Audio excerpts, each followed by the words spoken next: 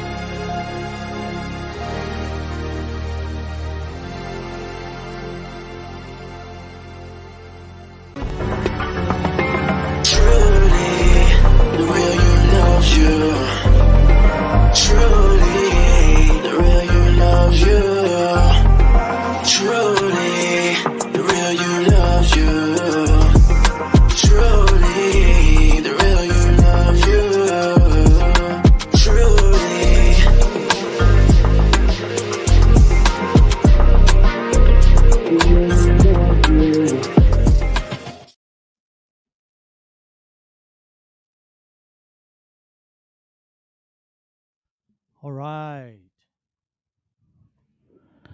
All right, and good evening, everyone, and welcome to tonight's episode of Truly Live with your co host and beloved friends, Oliver and Yolanda Blue, and we are so excited about tonight's episode. And you look darling tonight. Thank you, sweetheart, but you did not give me comments. You like to have your comments back? Yes. Okay, she would like to have her comments back, so I'm going to How give about her the her chats comments. back? That's right. There you go. What Yolanda wants, Yolanda gets. Oh, I'm going to we had remind somebody of that. We were having a conversation before we came on air that you didn't want to go back being regular. You need that conversation needs to be kept in context. She doesn't want to go back to regular. That's what you said. That's what I said. That's what he said. All right. Well, all right. So thank you for joining in this live program tonight. And we got something queued up, especially for you. And this could benefit any and everyone from every walk of life. And we have a good friend of ours backstage. We got an expert backstage. We got a fellow alumni backstage. And we can go on. We have a ram in the house. We got a ram in the house. Some people have a ram in the bush. We have a ram in the house. We got a ram in the house. And so tonight, if you are with us, we just welcome you and we bless you for being here with us. And if you would love to share where you may be listening in from, you can put it in the comment field or the chat field, depending on which platform you're on, because we are on several digital platforms tonight. And so we're roaming these digital streets. We are roaming the streets of the worldwide internet. Web. web, the www. And so thank you for tuning in. And yes, so this is an interactive program, especially tonight, because we're going to be delving into all things taxes. Going to talk a little business, maybe even give out some investment strategies or information. So if you have questions in any of those areas, get your questions ready. We got the person that can enlighten us when it comes to uh, those endeavors. So again, the chat is open, the comment field is open, whether you're on YouTube or any of our Facebook pages or Twitter. Feel free to ask your question via the comments or the chat, whatever the platform presents as a way for you to communicate with us. We like interaction, and our guest, he wants to make sure that he address any concerns, any anxieties you may be having over, this tax filing season. He has the answers for you. And we'd like to welcome all of our patrons. Hello, patrons, if you're out there. All of our family that's joining us, and of course, our friends, and anybody that has a purpose to be here with us tonight, or even if you just stumbled up on us tonight, or if you're watching the replay. And you may be asking, who are these two characters up here? Well, I'm a project kid from the very small rural part of North Carolina, but it's not where you start that matters, it's where you journey to. And we're still on this journey. And I have been blessed for the last 33 years to be on this journey with a farm girl from the northern part of North Carolina. Yes, she is a farm girl. Used to get her nails dirty. Used to have to, crop tobacco and string it and plant it and pick it and do all of those things. She used to have to, go out and work in the garden. That's where she came from, humble beginnings. But look at her now. Nothing wrong with humble beginnings. Nothing wrong. Like I say, it's not where you start. Yeah. But look at her now. I am. I'm the Green Acres. Yeah. That's it. Yes. Yes. And that she has matriculated to. So she would much rather I'm not farming anymore. Much rather be in Bloomingdale's than on the farm. I don't shop at But Bloomingdale's. she brings a wealth of agricultural experience to our stage. And so what happens when you take a project kid and you marry him up with a farm girl? What do you get? You get Truly Live, where we share information, inspiration, transformation, and a whole lot of love. Yeah, so you are in the right place at the right time. And before we bring our guests on, we are here we're here every second and fourth Thursday.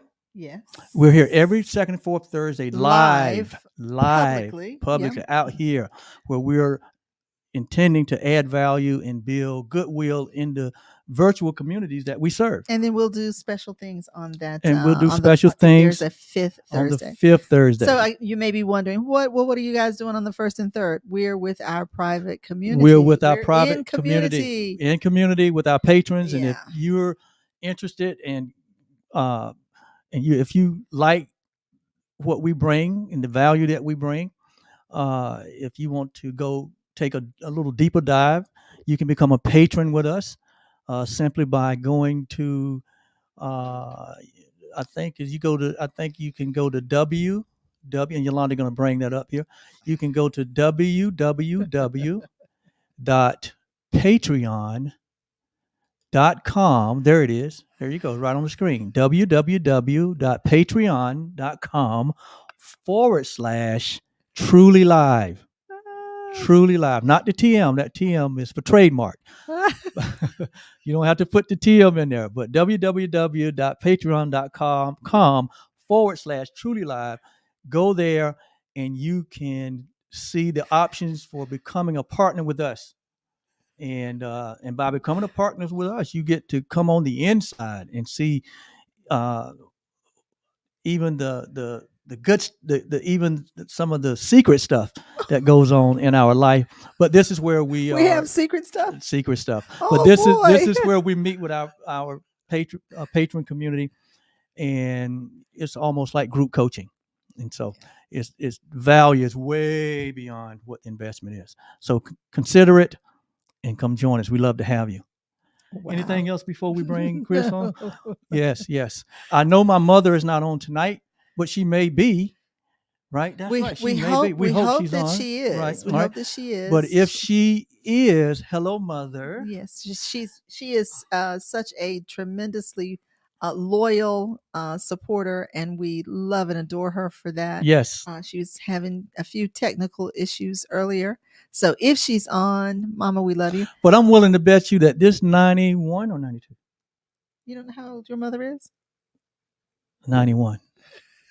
This 91-year young trooper, she's not afraid of technology. So I'm willing to bet. I'm willing to wager a bet that she got on. What do you think? I'm hoping she did. I know she's trying. No, I know, but she's probably on. But anyway, again, if you're just joining us, please, if you have questions that come up as our guest start giving us some his presentation, please feel free to use the chat, the comment field to put your questions there. We'll get to it. So we know 100% that my dad is not on because he doesn't do any of the don't do the technology stuff. But we're gonna shout out to my dad shout out too. to What's Papa. up, Papa? What's up? What's up? What's up? Hey, all Daddy. Right, all right.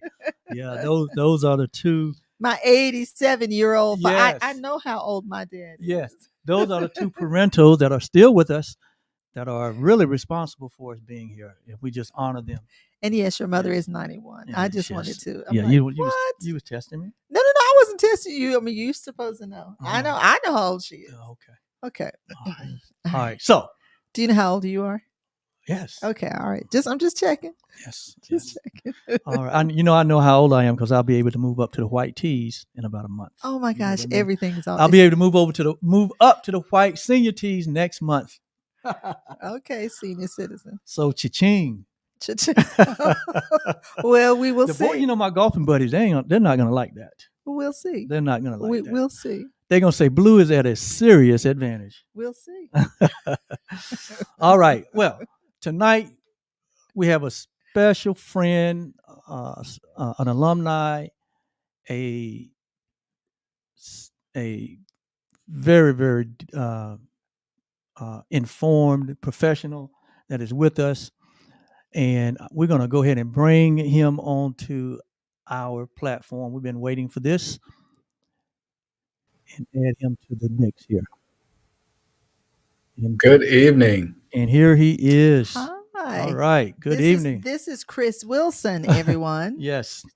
Hi there. How's everybody? Oliver, Yolanda, thank you for having me back. I was just listening to you all talk about being a farm girl. And ironically, I married a farm girl as well. Oh, so you know. I do know. I cropped tobacco once in the hot heat of August. Oh my God. And, well, that's harvest season for tobacco. That was my first and my last time cropping tobacco. And the thing I remember most about it is some of the folk in the field with us cropping tobacco. They cropped tobacco all day, and then some of the guys left the tobacco field going to football practice. Can you imagine that? Oh man, I crawled out of that field. I don't have to imagine. Yeah. We did it all. We did it all, from planting the seeds to pulling the little seedlets, then planting those into the ground, and then you have to go in and hoe out all the weeds. And and then once it came up, we cropped and topped. Yep. And then after that, we had to prime, which means we had to remove the leaves. Then we hung it. And it had to be hung. We of course didn't hang it in the barn. That was something that my dad or one of the cousins, one of his nephews, would do. But then after it cured, we would remove it from the sticks, get it ready for packing, and then it would go Off to the to market. so off to market. So from the beginning to the end, we were involved. Right. And our You cousins got paid. We didn't. We Oh never my. we never understood that. You actually rode with your dad to market before, right? We Right, did to we did sell all it, yeah. kinds of stuff. We did all Yeah. kinds of stuff. Well, Yolanda has done everything but chew it and smoke it. Yeah, that's right. Well, let's put a disclaimer there. This is the reason why I did not chew it or smoke it, was because I had worked so hard in it. Yes, but Oh my. let's put a disclaimer there. Now, she did smoke it, but not directly. When she graduated from Oh. college, she worked for a tobacco company that was one of the top cigarette brands in the nation, and she was in research and development. Yeah. Research and development, and so she tested the content of her competitors' cigarettes. Along with the company's Right. cigarettes. So she smoked them. It was done with a machine. With the machine. Yeah. But me personally, I did not smoke it. I did not chew it. I would not dip it. I do not like green eggs and Oh my. No, and that was the reason why I never never would participate in it, because I had worked so hard in it. Yeah. So no, I had no. Well, I started at age 13. That's character building stuff. Yeah, absolutely. I started at 13, picking cucumbers, and then my next season I cropped tobacco for 3 years. Then the next season, Did you crop or did you prime? I cropped it. Okay. And then the next season, I topped corn for 2 years. So from between the ages of like 12 to 15, 16, I was in the fields. Gotcha. Yes. Gotcha. I have no idea what any of this has to do with taxes. Okay, let's talk a little bit of tax. Well, first of all, let us kind of do, well, I'll tell you what, we'll let you introduce yourself. Let me say this. Chris Wilson is a seasoned entrepreneur. Yes. He's a franchise owner. He's probably worked for himself all his life, other than in the tobacco field at one time. Well, Chris is a master tax advisor. He's the owner of 14 H&R Block locations in North Carolina and Virginia. And he's also the owner of other properties. And he's an investor, a financial advisor, consultant. He's a husband, a coach, a father, a coach. He's a dedicated alumni of old SU. And that's WSSU for those people who are not Rams. Yes. They may not understand old SU. But yes. And he's our friend and we love him. So yeah. All right. Well, thank you. Share thank you whatever else you'd like to share. For that wonderful, wonderful introduction. I'm going to start with a tax tip. Okay, let's do that. Right off the bat.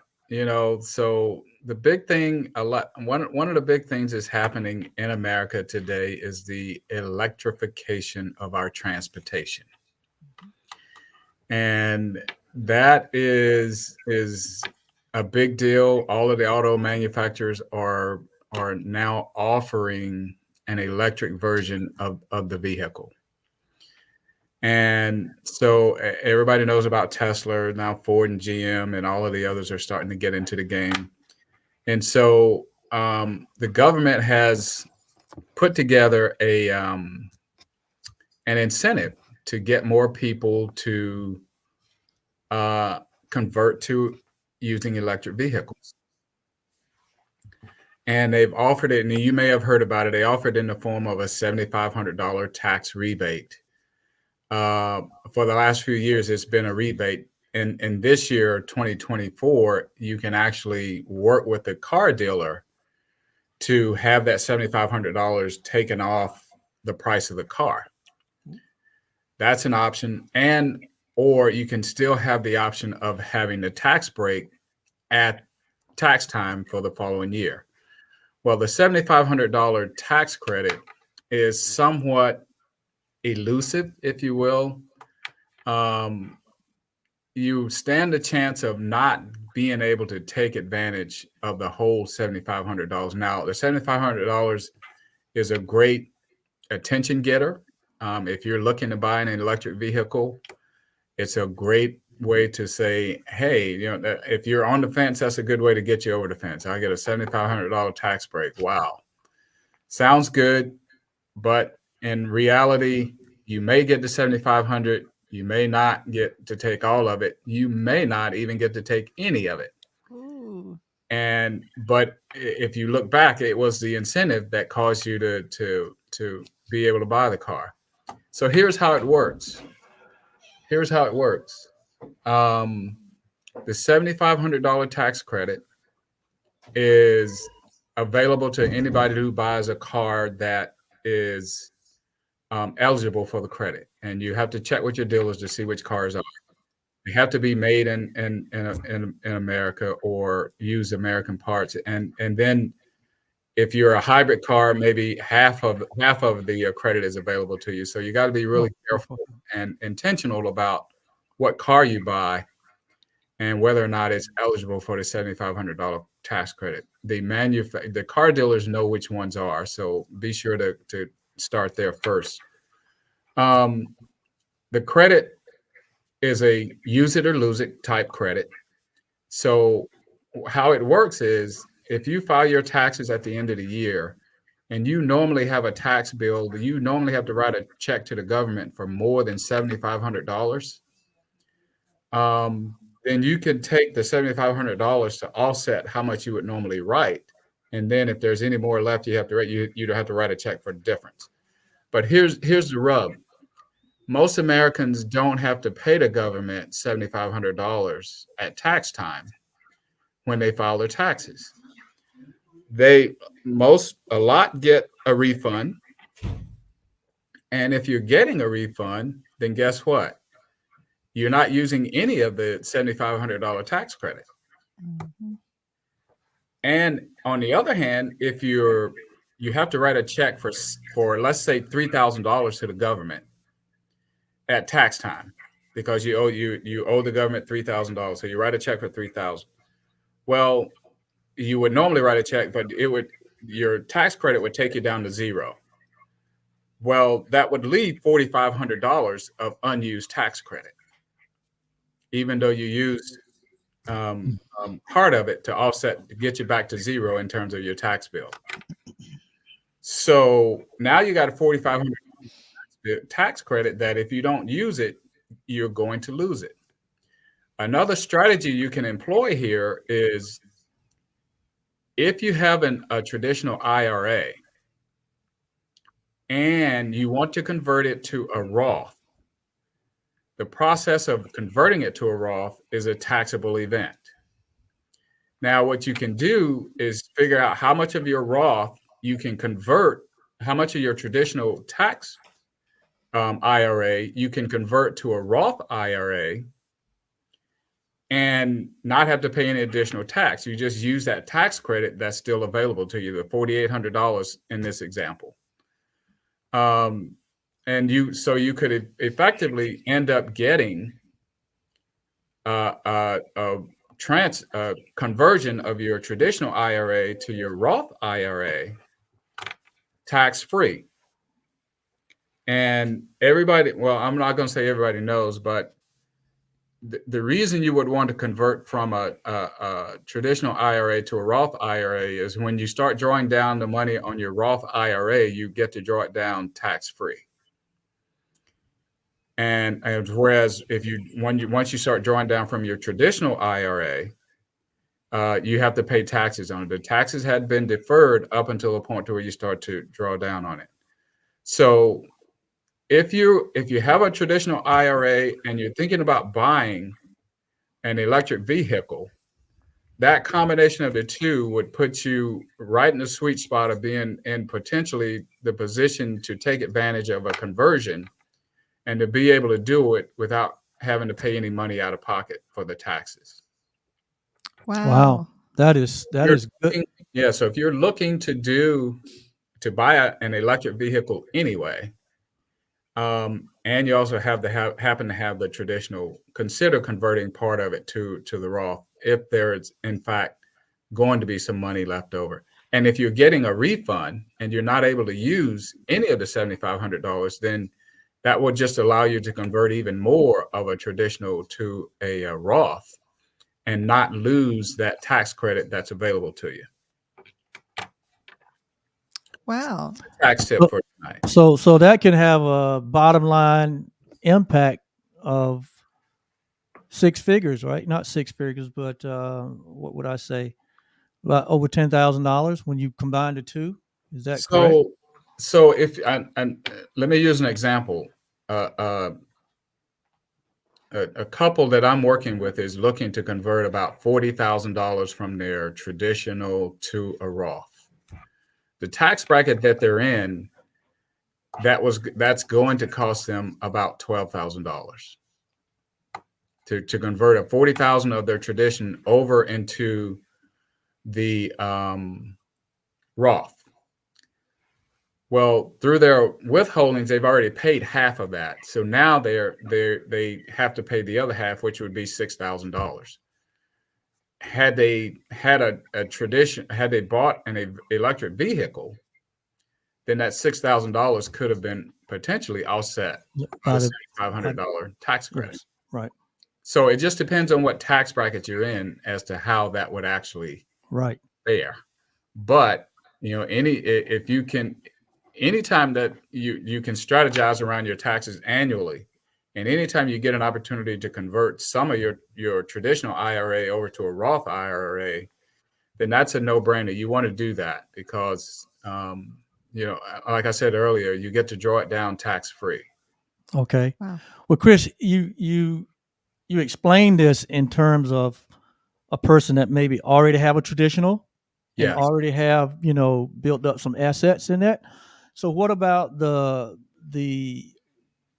career professional that's just getting started, or the mid career professional that may just be getting started with an IRA? Do you advise them to just start off using a Roth versus a traditional? Absolutely, that I do. My son, when he started saving with an IRA, he doesn't have a traditional IRA. He has a Roth IRA, and through having set it up himself. Gone are the days where the companies that you work for provide you with a pension and that security blanket that we're all accustomed to. Your parents and the generation before, they retired, they had pensions. Those pensions kept pace with inflation and life was good. Right. Those days are gone. And so you have to figure out for yourself how to create an investment portfolio and a foundation that will sustain you in retirement. So often in our community, when you're talking to retired folk, a lot of them will say, well, if you talk to them long enough, you'll get around to the point to where somebody will say, well, I'm on a fixed income and I can't do X and I can't do, whatever, X, Y, or Z, because I'm on a fixed income. Well, there's no reason for us to be on fixed incomes. If we plan right and we do the things to strengthen our financial base as we approach the retirement age. There's certain things you want to do in your 20s. You certainly want to make sure that you put the compounding effect to work for you. And the best way to do that is to start saving something on a regular basis in your 20s. I know that's easier said than done. There's a lot coming at you. You got college, you got life, automobiles, homes, children, everything. But if you can get into a routine to where you can set aside and not touch consistently, and allow that money to compound over a lifetime, you really only have to save for like 10 years to have the same money when you turn 60 as someone who started at 30 or 40. and then invested every year up until they were 60. So the sooner you start, the better it is. And I encourage um, those who are in their 20s to start investing. And I even suggest the idea that when your child is born, and as soon as you can get a social security number for that child, you should also get a brokerage account for that child and start funding. Um, I would say buy the S&P 500. That way you don't have to keep up with any stocks. You don't have to be a stock guru. Right. You just got to be consistent. And if there's anything all of us can be, is consistent. There's not a lot of thinking in following that model, but it can create a lifetime of wealth for a young child who's just getting started. And the banks will charge you to have a checking account. You may pay $10 to $15 a month on a checking account, but if you open a brokerage account, they don't charge you anything. So you can get a brokerage account at birth, hold on to it forever, and allow it to work and to create that compounding effect that is so impactful over the years. Wow. Well, listen, as coaches, Yolanda and I can certainly appreciate the information that you're sharing right now. And, for us boomers that may be on here listening, we're probably, thinking, boy, Chris, where were you, 40 years ago when I was in my late teens and 20s, and I didn't have this information, and it wasn't a part of my culture. And now here I am, approaching or in retirement, and um, I And, got and that phrase in my vocabulary. yeah, I'm on you fixed know income. I'm on a fixed income. I can't Right? do this if Yeah, you do that. Yeah. yeah. And but hey, um, we're here now. It's 2024. We're It's in not too episode. late. It's It's not too never late, too late right? to start setting up the next generation for generational wealth. I was so excited recently. I heard the hip hop industry get into singing about generational wealth, and Wycliffe, I think, has got a song out now called "Paper Right," and I saw it on Jimmy Fallon late night. They introduced Wycliffe and his band, and the song that the song that they sang was called "Paper Right," and it talked about generational wealth and how to create it and why it's important. It's an interesting song, but I was Right. just tickled to see that finally hip hop was getting into generational wealth and Yeah. understanding it and talking about it. Yeah. They're talking about growing the bag. That's the Get terminology. your paper Grow, right. growing the bag. Yeah. Well, hopefully that we have some Gen X's and Gen Y's and Z's and millennials on that can grasp this information, because I know exactly what you are saying when the landscape has completely changed, where the employer-employee relationship is concerned, and your future financial uh, uh, Foundation. foundation. And it's all in the individual's hand now. That's absolutely And right. so You're absolutely there has to be some information shared, and there has to be a plan developed. If you're going to avoid, I'm on fixed income, right? right. And Right. so, yeah, this is very timely. So with this present current tax season, Chris, uh, you know, taxes in that conversation brings on anxiety for some people. Uh, what would you say here in, it's February the 8th?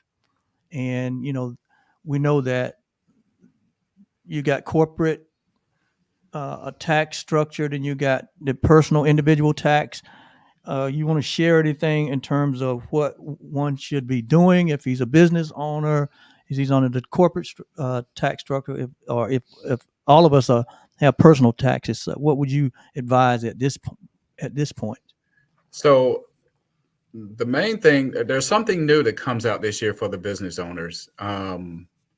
That's called the beneficial owner information. If you're a part of a partnership or a S corporation or an entity where there are multiple members involved, even for the LLCs, this year you have to file what's called a beneficial owner information.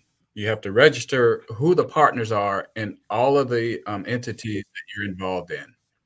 So that was beneficial owner information. Right. Okay. And you have to go on the IRS.gov website and fill in this information for all of the partnerships or entities that you're part of. It's basically the government is trying to figure out, where all of these shell companies are, who owns them, and how they work together, and that type of thing. This is the first attempt to try to get a handle on that type of information. So if you're starting a new company for the first time in 24, once you start it, you've got 60 days to register who the partners are in this beneficial owner information database.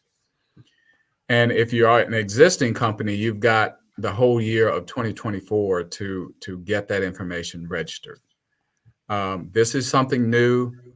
And it's going to require you to go online. You're going to need information like a copy of your driver's license, or you got to upload that information, and information about who you are, what you own in the entity, what percentage you own, who the partners are, that type of information. So LLCs are created by the state at the state level, correct? But that's correct. Because we operate under the LLC status. So yes. You're saying that at some point this year, we have to register this beneficial owner information. Yes. Where did you say we go to do that? You go to the IRS.gov and you just search on beneficial owner information. Oh wow! It seemed like the government's trying to get to the, they're trying to get to the heart. They're trying to get to the money. Yeah. Yes, they're trying to uncover all the silos. Exactly. Yeah. Exactly. So that's something new that you'll have to make sure that when there are changes, you report those changes, and it's going to be an annual event where you have to make sure that the data is up to date. Yeah. So will you repeat that? You said all new businesses have 60 days. If you form a new business and from 24 on, you got 60 days from the time you form that business to report that information in the database. And for all the existing businesses, they've got to the course of this year to get to the end of this year to get all of that information loaded into the database. Okay. All right. So all existing businesses have through 2024. Right. All right. And also the deadline for filing entity returns, partnerships, S corps, things of that nature is March 15th. So that's corporate. That's corporate, right? If you got a corporate status, it's March 15th. Well, if you've got an entity status like a partnership or an S corp. Now, C corps still have till April the 15th. And LLCs is April the 15th. If an LLC is part of us, if you file it with your regular tax return, yes, you have till April the 15th. But LLCs could be S corps, they could be partnerships, they could be single members. So you never know what an LLC is, just by the LLC title. Well, in the past couple years, that tax deadline date went a little bit beyond the 15th. Is it the 15th this year? It is the 15th, March 15th, for the partnerships and entities. And it's April 15th. April 15th this year falls on a Monday. And yeah, there's no plan at this point to have an extension. Yeah. Hey, I'm going to pause right there and give a shout out to JB. JB is watching tonight. Hello, hello, hello. Hello, hello, JB. That's one of our favorites. One of my favorite people in the whole wide world. Yeah, that's one of our former tax breaks, and I'm glad he's on this conversation because he's in that 20s, and he's getting information that his dad, didn't get till late into his life. So that's our youngest son. Yeah. So, all right. Yeah. So, Chris. Yes. I go to file my tax, and I'm used to getting refunds. Okay. Every year, especially because I'm single, and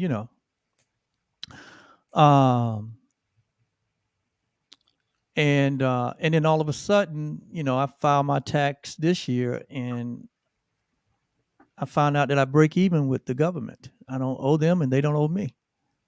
Okay. Is that a bad thing? Because I hear people sometimes getting disappointed that they're not getting their, big refund that they were used to. What would you say to that? It's a matter of preference. Some folk look forward to having a refund come back this time of the year. And it's a way of saving for them through the tax system.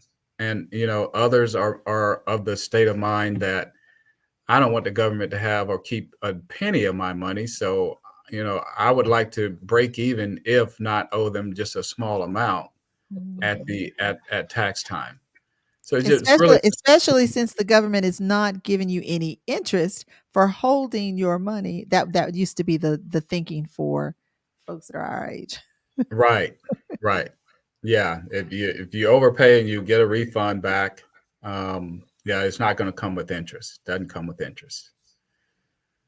So yeah, it's just a matter of preference. Some people, it's hard to save, and so this is the time to do it. What I see a lot of this time of the year is in the February and March timeframe. If you'll notice, all of the concert promoters are active, and that's when the IRS money really starts to hit the street for the first time.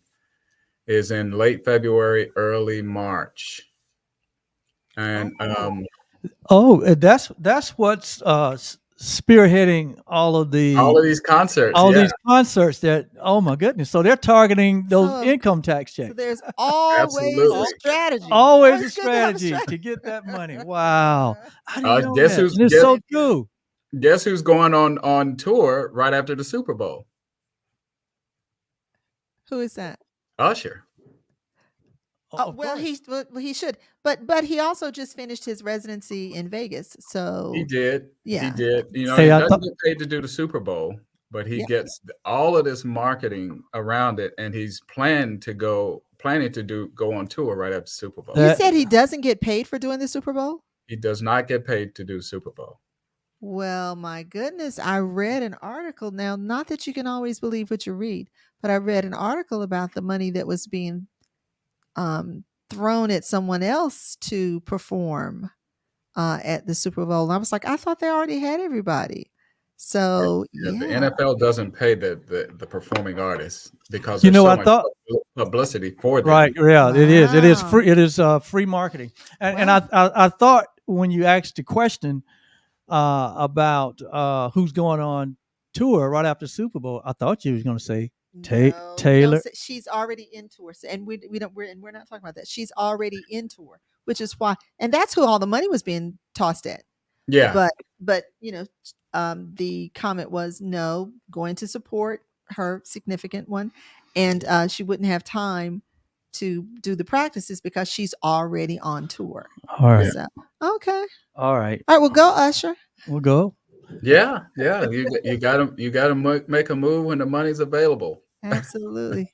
Well, Chris, is there anything that the taxpayer can do now to affect his 2023 taxes? You can make contributions to your IRAs if you haven't done so. You still can do that up until April the 15th or April the 10th, I believe, somewhere in that time frame to get it done and make sure it gets processed in a timely manner. And if you can do that, I do encourage you to do that, be it a Roth or a traditional IRA, whatever your situation is. That's always a good way to strengthen your financial foundation.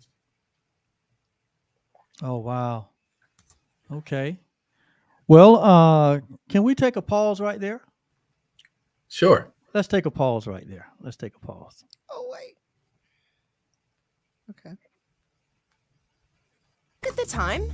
It's tax time. You already know H&R Block does taxes, but here's what you may not know when you file with H&R Block, like how you can get expert help in person or virtually. Plus, our tax pros average 10 years of experience. You can even request to work with the same tax pro every year, and your biggest possible refund is always guaranteed. No one offers more ways to help with your taxes than H&R Block. At H&R Block, help is here.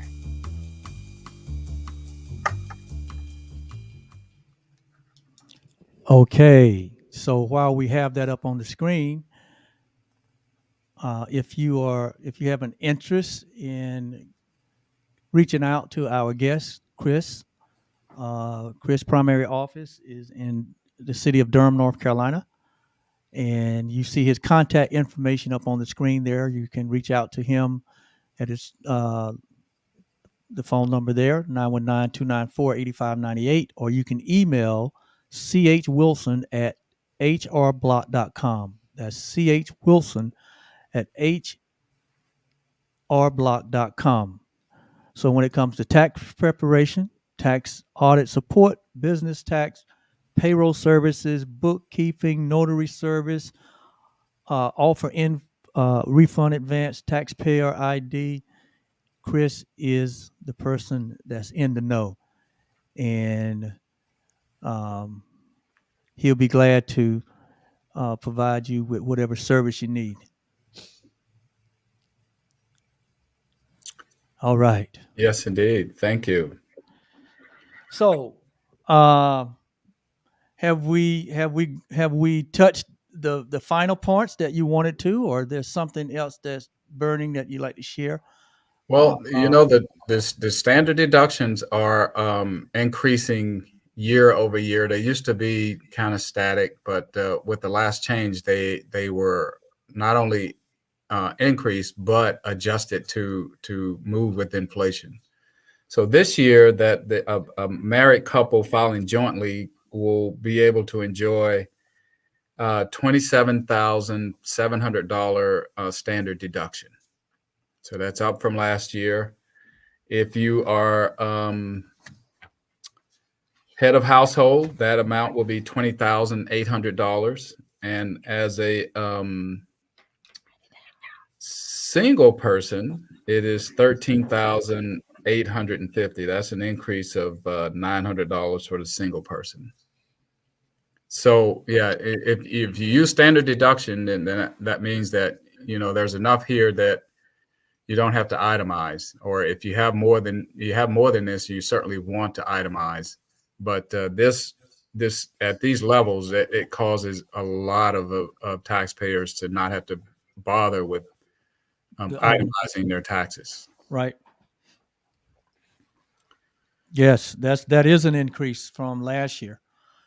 Yeah, yeah, and there's been a lot of remote workers as a result of the pandemic. Some people kind of packed up and went to where the sunshine is or was, and some of them are still there.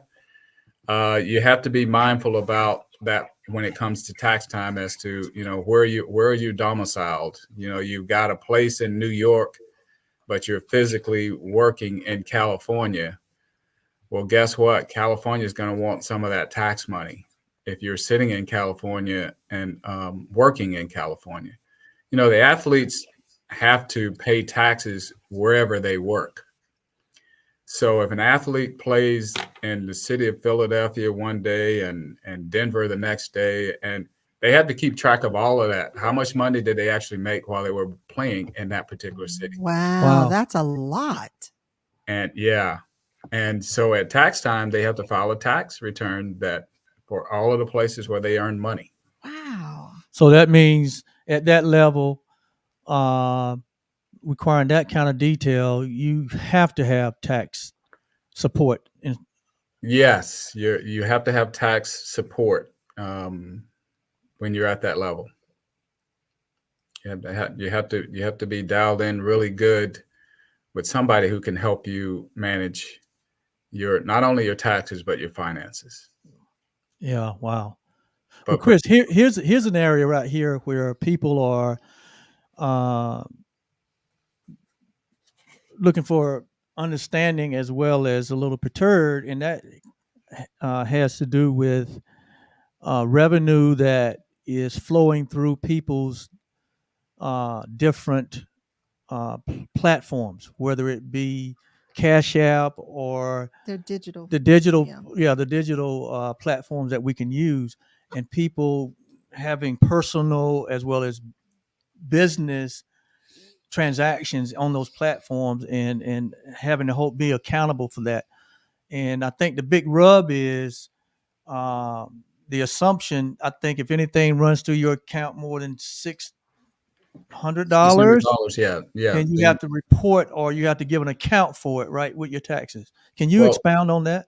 Yeah. What happens is when you're on these platforms, the provider of the platform, let's say it's Uber, for example, if they're paying you more than $600 in the course of the year, they've got to issue you.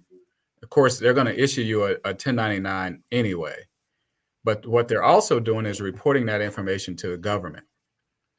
And so if you file a tax return that doesn't include that shows that your income is not is below at least how much was reported to the government. Let's say you earned $10,000 that year driving for Uber, and so that's been reported to the government. They know to expect you to have at least $10,000 of income coming in when you file your tax return. If you file your tax return and it's only at $5,000 for the year, then guess what? You're going to get a letter probably in July, August, and probably as you're just getting back from vacation.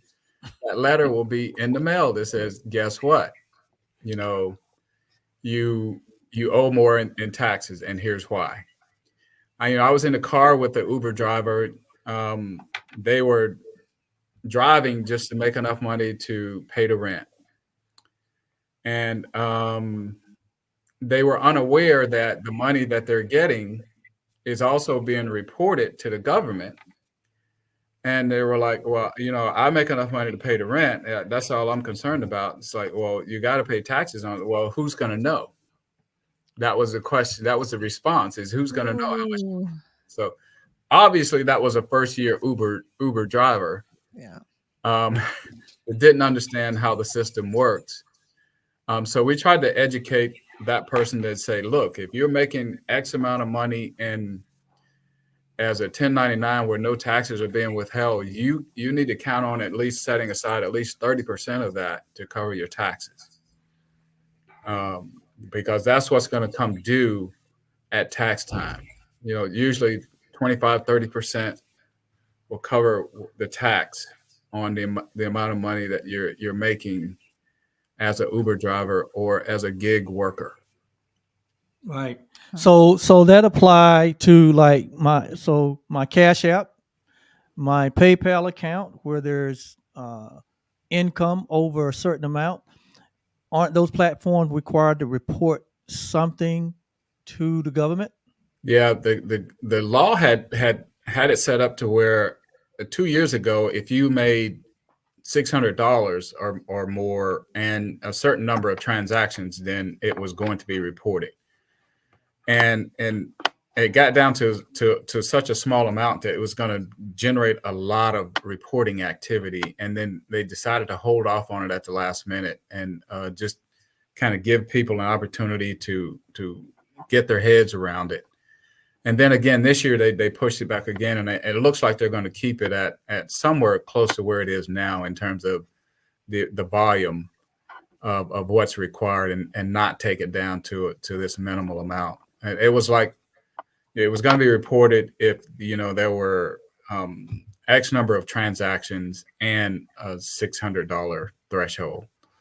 I forget the exact mix there, but it was going to be laborious for a lot of people to try to get in there and figure out what was what. And you could get a lot of people that are just honestly paying their friends back for splitting the check at dinner. Yeah. You could get them caught up in that web, to where okay, the money came in, the government's going to treat it like income, and guess what? You got to pay taxes on it. Yeah. If you're unable to explain or to break it down or to understand what's happening, then you could be caught up in that. You could get caught up in that. Wow. Yeah. So there's so many things that we can be unaware of that can negatively affect, our tax situation and create I always say the lack of tax knowledge is expensive. Oh, wow. Yes. I love that. Yeah.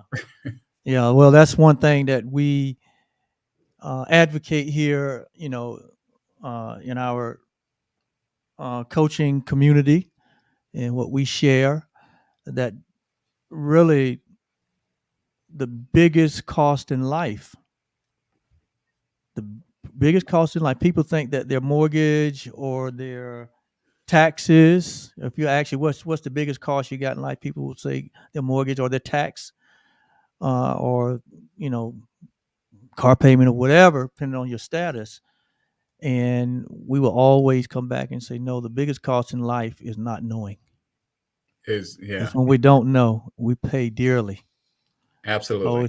So it's important that we do these kinds of things, bring the kind of guests on our platform for this very purpose, so that we can add value to the community that we serve, so that people can be informed, right? And so that they can make the best decision for themselves. And that's why we do it. Absolutely. So we'll be using this quote. Of course, we'll give you credit for it since it was yours. But Please we will do. definitely be using this whenever we'll put it in quotation marks. Yeah. Well, see, I've already got it up there. Yes, the lack of tax knowledge is expensive. Oh, absolutely. It's in quotation marks, and the author is Chris Wilson. Yeah.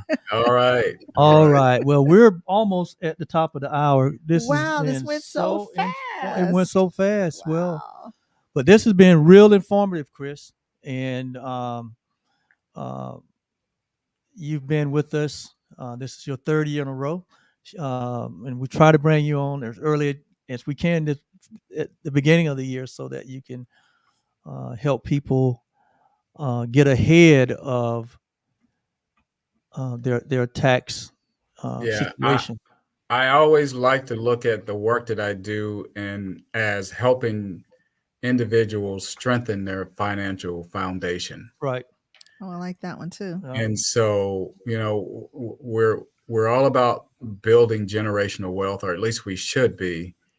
And there are certain things that we as a community do that is just not moving us in that direction. Right. And so those are some of the things that we have to change.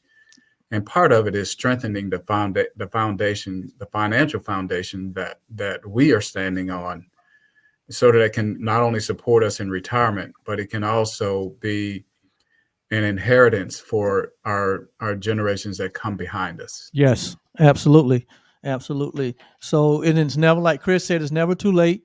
If you are a boomer like I am, and the information came late to you, you may not have been able to take full advantage of it. However, you can play a role, and like Chris said, in helping establish that next generation. And he mentioned a few things that you can do to help support the building of wealth from generations to come. So thank you so much, Chris. This is always a pleasure. Well, thank you for having me. Yes. And we just look forward to more opportunities to bring you on. And I want to bring you on sometime and talk just more specifically about those that are considering starting a business.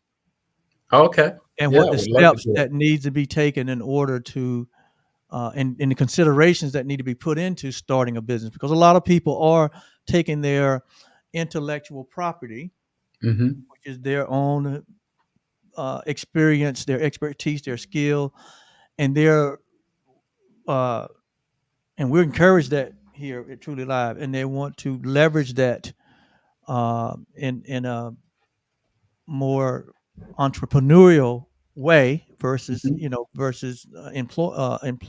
employment. And so, but you want to do it in the correct way, and you want to get off to the right start. And so there's a lot of things that I know you can share. Yolanda and I have, set up several businesses ourselves, so we know what's involved. But I think it'll be beneficial to have just a uh, episode where we just focus on that, and I think Absolutely. it'll bring a lot of value to the community. What do you think, babe? I think that is So too. we may see you back on the platform in 04. One of All right. one of our actually it's a patron. She made the comment. She said the housing crisis wiped out a lot of wealth in our community, and that's very, very true. Thank you, Dr. Jill, and the pastors are on too. Thank you so much, Clifton and Tony Sawyer. Yes. Yeah. Yeah. Great. All Yeah. right. Yeah. Well, thank you. Thank you for having me. Oliver, Yolanda, it's always good to see you. Go Rams. That's right. Go Rams. Rams. All Tell right. Gwen we said hello. Yes. I will indeed. All right. So there's Chris's contact information is on the screen. You Yes. can reach him at 919-294-8598, or you can reach him by entering in chwilson at hrblock.com. Chris, they don't have to be in Durham in order to utilize your services, right? Oh, absolutely not. We are digital. We're are virtual.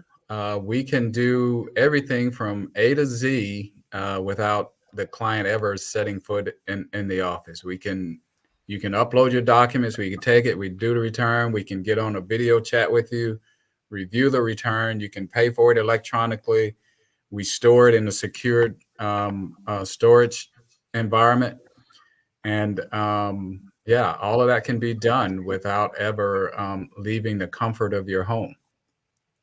All Outstanding. Right. All right. All right. Well, thank you so much, Thank Chris. You so we much. appreciate it. Thank you so All much. right. Well, thank you for having me again. All right. Thank you, Chris. And so it's a wrap. It's a wrap. And this has been a very informative episode.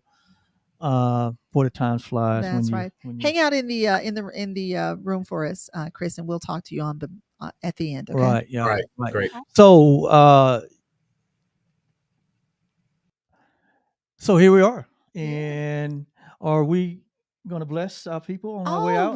Always. We always like to bless our community on our way out, and we always like to come in with gratitude. That's right. And so we appreciate all of you joining with us.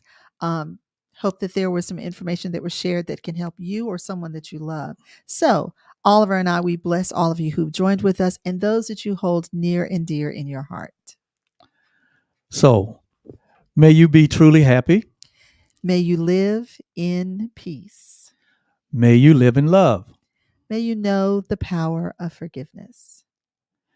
And may you live in the recognition that your life has deep meaning and good purpose. That's the Dalai Lama's loving kindness meditation that we say as a prayer of blessing for you. Oliver and I add to that, may you live in the awareness of who you truly are. We extend this blessing to everyone on the planet. And so it is. All right. Well, that's it. My name is Oliver. I'm Yolanda. And together we are the OK Blues.